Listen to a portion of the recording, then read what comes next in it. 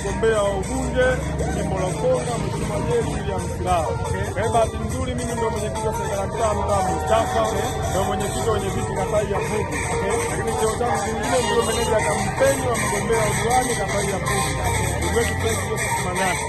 Kwa hiyo leo Mheshimiwa mgombea wa ubunge Mheshimiwa Jerry William Silaa atazungumza na wananchi kata ya Pugu, lakini kwenye mtaa wa Mustafa.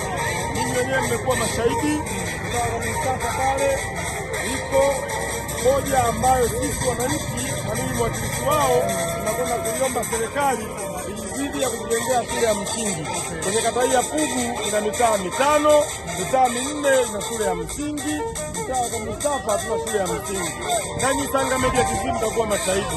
Nilipoingia madarakani hapo niliyoyafanya, nimemleta mkuu wa wilaya, amefanya mkutano, leo namleta tena waziri wa habari Mheshimiwa Jerry William Silaa ambaye mbunge wa jimbo la Ukonga atazungumza na rais pale, lakini mwisho wa siku yapo atakayotuahidi sisi wakazi wa mtaa wa Mustafa.